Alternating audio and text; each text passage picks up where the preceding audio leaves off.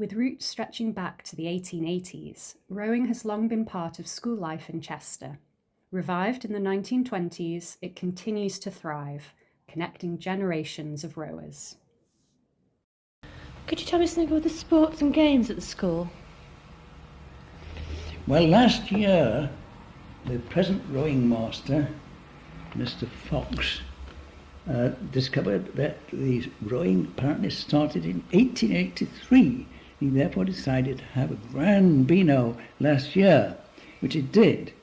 He got a number of old boys. I managed to find him some names and addresses, and he got a number of old boys to support him with funds. They came, and some of them actually turned out on the river and rowed, and they had a commemorative dinner. But it seems that after the 1880s, the rowing collapsed for quite a long time.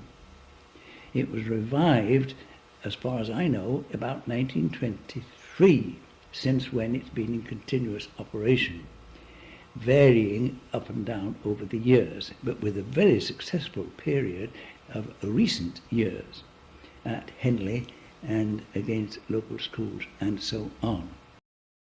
From handwritten notes left on boats to a thriving family club, the Chester Sailing and Canoeing Club has an unusual origin story and even produced a Guinness World Record holder.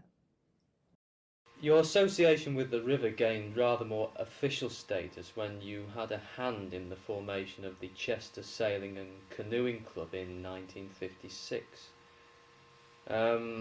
As far as the formation is concerned, perhaps you could tell us the story behind that.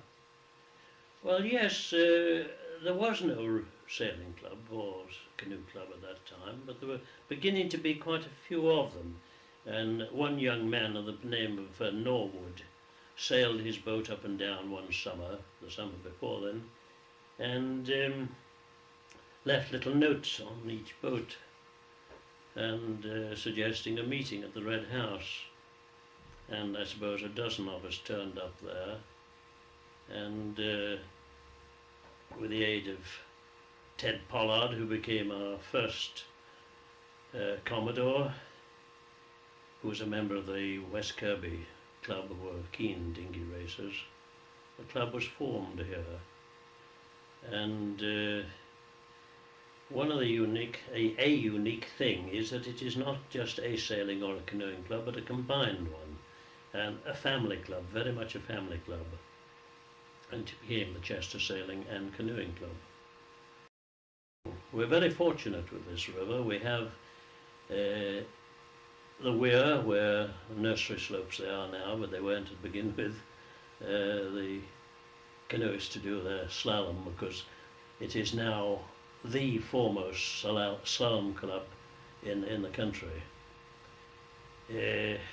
One young man who not only goes down in history but is in the Guinness Book of Records was 5 or 6 times national champion and runner-up in the World Championships. And only his wife's illness, I think, 2 years later, prevented him from competing and might possibly have been the world champion.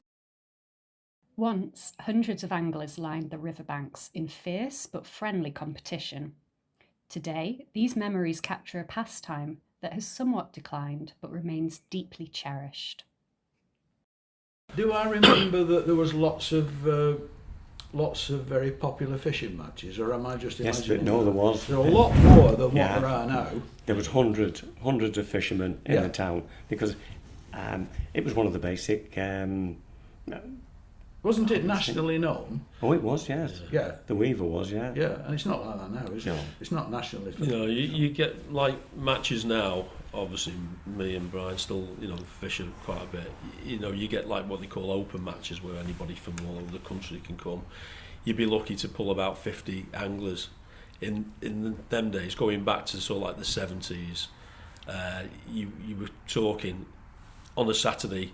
There would be a fishing match on the river, and it would be basically pegged from the marina, which is in the middle of the town, and going through to Newbridge. You'd have over 100 anglers, and there would be a waiting list of people trying to get on, and they have like what they call a winter league, which is a series of about 6 matches throughout the winter period, where teams of 5 people would fish for for prizes, etc.